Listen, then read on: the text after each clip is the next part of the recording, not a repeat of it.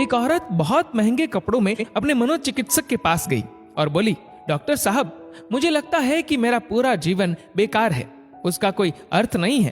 क्या आप खुशियां ढूंढने में मेरी मदद करेंगे?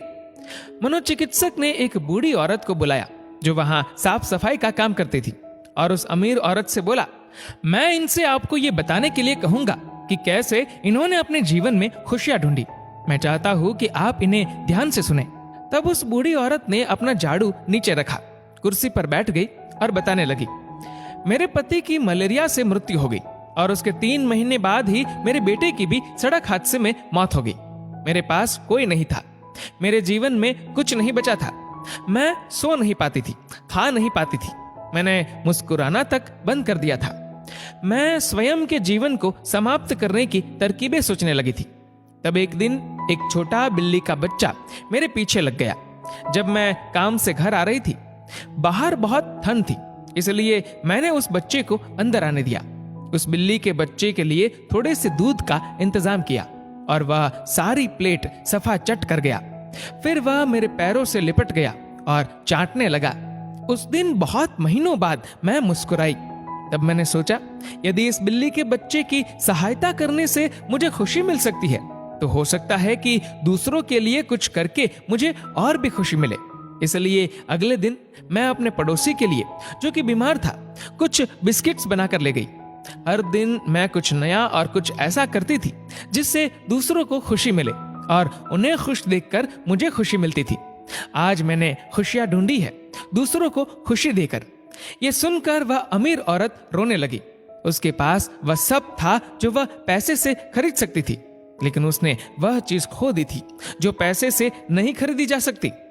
मित्रों, हमारा जीवन इस बात पर निर्भर नहीं करता कि हम कितने खुश हैं, अपितु इस बात पर निर्भर करता है कि हमारी वजह से कितने लोग खुश हैं। चलिए जानते हैं आखिर मुस्कुराहट का महत्व क्या है।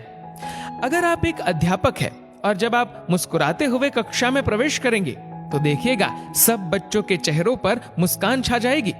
अगर आप डॉक्टर हैं और मुस्कुराते हुए मरीज का इलाज करेंगे तो मरीज का आत्मविश्वास 2 गुना हो जाएगा।